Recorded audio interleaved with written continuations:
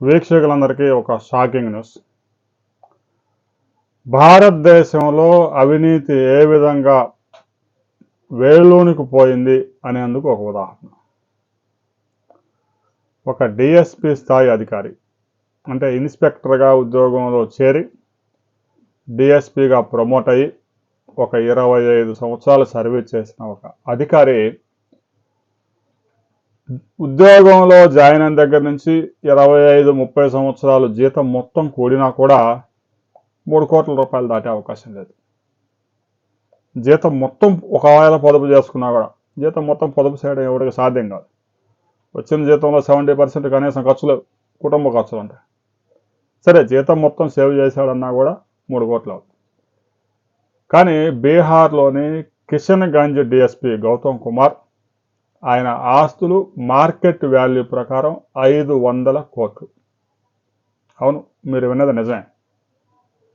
ACB అధికారుల అంచనాల్లోనే గౌతమ్ కుమార్ ఆస్తుల విలువ 100 కోట్లు.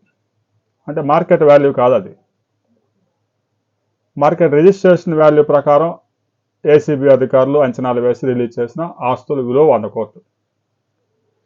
ఈ డిఎస్పి గౌతమ్ కుమార్ ఇంట్లో పనిచేసే, పాచి పని చేసే ఆమెకి 1 కోటి రూపాయలతో బంగ్లా కొని పెట్టాడంటే మీరు అర్థం చేసుకోవచ్చు.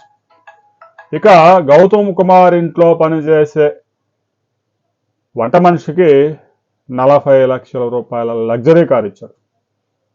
అంటే మీరు దీన్ని బట్టి ఆయన ఆస్తులు ఏ విధంగా పెంచుకున్నాడో మీరు అర్థం చేసుకోవచ్చు. ఒక డిఎస్పి స్థాయి అధికారే ఇన్ని 100 కోట్ల రూపాయలు పోగేస్తూ ఉన్నారంటే ఇక అంతకంటే పెద్ద పెద్ద అధికారులు, ఐఏఎస్ అధికారులు, సీనియర్ అధికారులు, సీనియర్ ఐఏఎస్లు ఎన్ని వేల కోట్లు దేశం నుంచి దోచుకుంటున్నారు అనేది మనం అర్థం చేసుకోవచ్చు. అలాగని ప్రతి అధికారి అవినీతి అధికారి మాత్రం కాదు. కొందరు అధికారులు అవినీతి అధికారులు ఉంటారు, చాలామంది నిజాయితీ పరులు ఉంటారు. నిజాయితీ పరులు ఉన్నారు కాబట్టి వ్యవస్థ నడుస్తూ ఉంది. అందరూ అవినీతికి పాల్పడితే ఈ వ్యవస్థ ఎప్పుడో నాశనం అయిపోయేది. కొందరు అధికారులు ఏ విధంగా తెగబడుతున్నారు అనే దానికి కిషన్గంజ్ డిఎస్పి గౌతమ్ కుమారే ఉదాహరణ. దీనిపైన ప్రతి ఒక్కరూ మీ అభిప్రాయాలు కూడా కామెంట్ చేయండి.